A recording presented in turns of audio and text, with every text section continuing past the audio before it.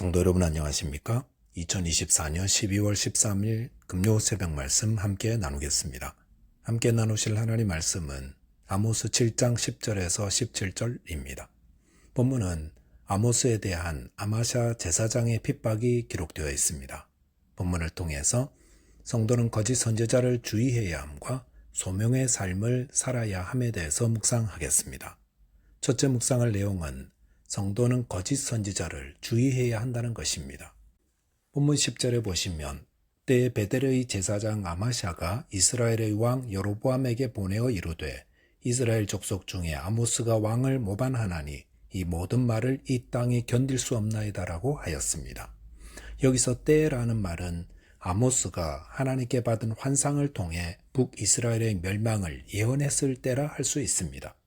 아마샤는 베델의 제사장이라 했습니다. 베델은 북이스라엘의 대표적인 우상숭배 장소입니다. 그곳에는 여로보암 1세가 세운 금송아지 신상과 제단이 있고 아마샤는 그곳의 제사장이었습니다. 아마샤가 아모스를 대적하여 그를 왕에게 고발한 것은 아마도 아모스의 세 번째 다림줄 환상 때문이 아닌가 생각합니다. 아모스 7장 9절에 보시면 이삭의 산당들이 황폐되며 이스라엘의 성소들이 파괴될 것이라 내가 일어나 칼로 여로보암의 집을 치리라 하시니라 하였습니다. 여기 이스라엘의 성소들은 베델과 단에 세워진 우상의 신전들을 가리킵니다. 이것들이 다 파괴된다 했습니다. 그런데 베델은 아마샤가 제사장으로 일하고 있는 곳입니다. 아마샤는 그곳에서 금송아지 제단을 섬기는 일을 하며 권력을 행사하고 안정된 삶을 누리고 있었습니다.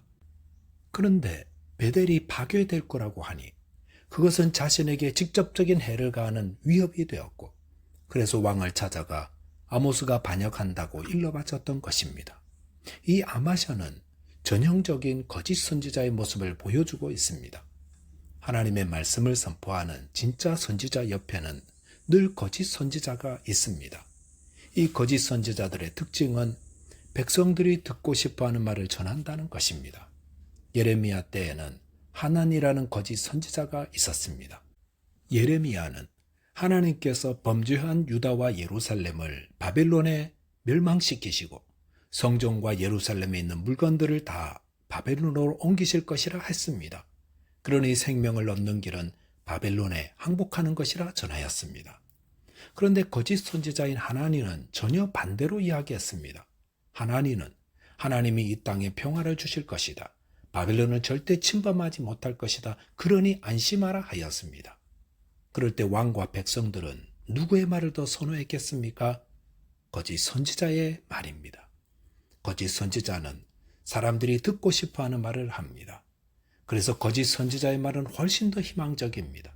하지만 우리가 물어야 할 것은, 우리에게 중요한 것은 우리에게 희망을 주는가가 아니라 이것이 하나님의 말씀인가 하는 것입니다. 하나님의 말씀은 희망적이고 생명을 주지만 때로는 우리를 절망케 만들고 두려움을 가져다 주기도 합니다. 그렇게 하시는 이유는 이를 통해 방만한 우리 자신을 돌아보게 하시고 회개함으로 고침을 받고 생명을 얻게 하기 위함입니다. 병원을 찾는 환자들이 바라는 말은 늘 괜찮습니다. 큰 병 아닙니다. 일 것입니다. 하지만 때로는 몸 안에 깊은 병이 있습니다. 그 병을 고치려면 대수술을 받아야 합니다라는 진실된 말입니다. 이런 말은 환자를 충격과 두려움에 빠뜨리는 소식이 될 수 있습니다. 하지만 생명을 살리기 위해서라면 당연히 그 말을 전해 주어야 합니다.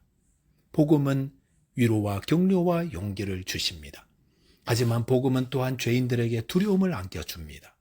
그것은 회개할 자에게 심판의 말씀이 들려져서 이래서는 큰일 나겠구나 경각심을 가지고 죄에서 돌아와 생명을 얻게 하기 위함입니다.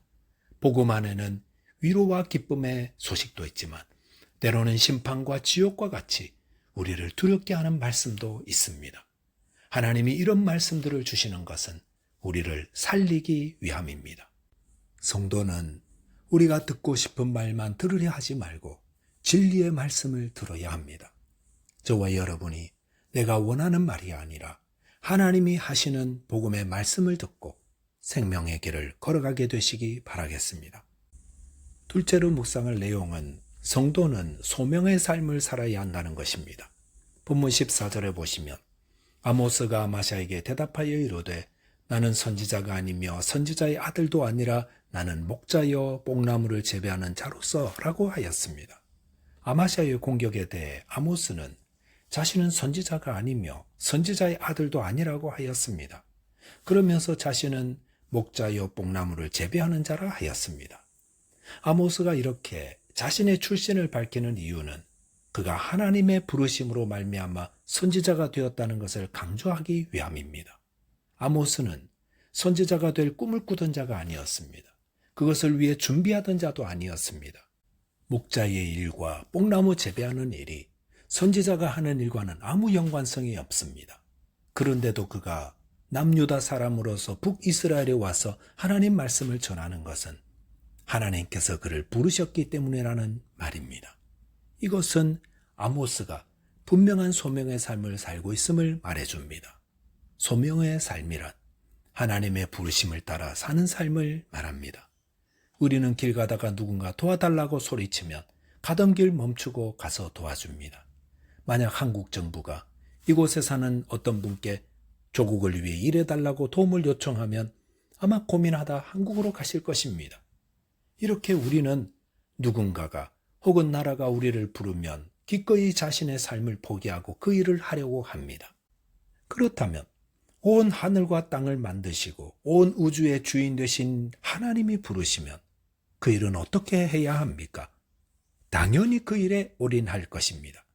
아모스도 목자로 뽕을 재배하던 농부의 일을 하고 있었지만 하나님이 부르시자 기꺼이 그 일을 위해 자신을 헌신하며 북이스라엘에 와서 하나님의 말씀을 전하였던 것입니다. 하나님이 부르신 일을 하는 것보다 더 소중하고 더 값진 일이 어디 있겠습니까? 이것을 아는 자는 자신의 소중한 것들을 희생하고 자신을 헌신합니다.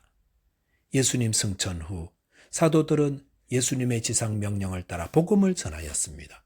그러다가 예루살렘 공회에 잡혀 이후에는 이 이름 즉 예수의 이름으로 말하지도 말고 가르치지도 말라라는 경고를 받았습니다. 그 경고는 그냥 말만 하고 넘어가는 것이 아니었습니다. 공회의 사람들은 자신들의 뜻에 반대하는 자들은 어떤 방법을 써서라도 제거할 수 있는 자들이었습니다. 그런데 이런 경고의 말을 들었을 때에 베드로와 요한의 마음은 어떠했겠습니까? 아무렇지도 않은 것이 아니라 그들도 사람인지라 두려웠던 것이 분명합니다. 하지만 그들은 공회보다 하나님을 더 두려워한 자들이었습니다. 그렇기 때문에 사도행전 4장 19절에서 하나님 앞에서 너희의 말을 듣는 것이 하나님의 말씀을 듣는 것보다 옳은가 판단하라 라고 답하였던 것입니다. 사도들은 자신들이 주님이 주신 사명을 위해 부름받은 자임을 분명히 알고 있었습니다. 그러므로 그 일을 하는데 어떤 위협이 있어도 기꺼이 자신을 헌신하였던 것입니다. 주님의 명하신 일에 부름받은 곳에는 늘 어려움이 있습니다. 아마샤와 같은 거짓 선지자의 위협도 있고 큰 권세를 가진 공회의 경고와 협박도 있습니다. 그러나 부름받은 자는 나를 부르시고 소명을 주신 분을 기억해야 합니다. 나를 위협하고 협박하는 자들이 내게 소명을 주신 분보다 더 크다면 지금 그 소명을 그만두어야 할 것입니다. 하지만 이 땅에 하나님보다 더 크신 분은 없습니다. 그 말은 하나님이 성도들에게 주신 소명은 그 어떤 형편과 상황에서도 기꺼이 따르고 순종하며 헌신해야 한다는 것입니다. 언제까지요? 주님 오셔서 이제 됐다, 착하고 충성된 종아 라고 칭찬해 주실 때까지입니다. 성도는 소명을 다하기까지 결코 죽지 않습니다. 지금 생명을 가지고 사는 것은 주님이 주신 소명을 감당하게 하기 위함입니다. 그리고 그 소명을 다 마쳤을 때에 주님께서 우리를 불러주실 것입니다. 저와 여러분이 복음을 전하며 또 주의 나라를 위한 소명의 삶을 충성되이 살아가게 되시기 바라겠습니다.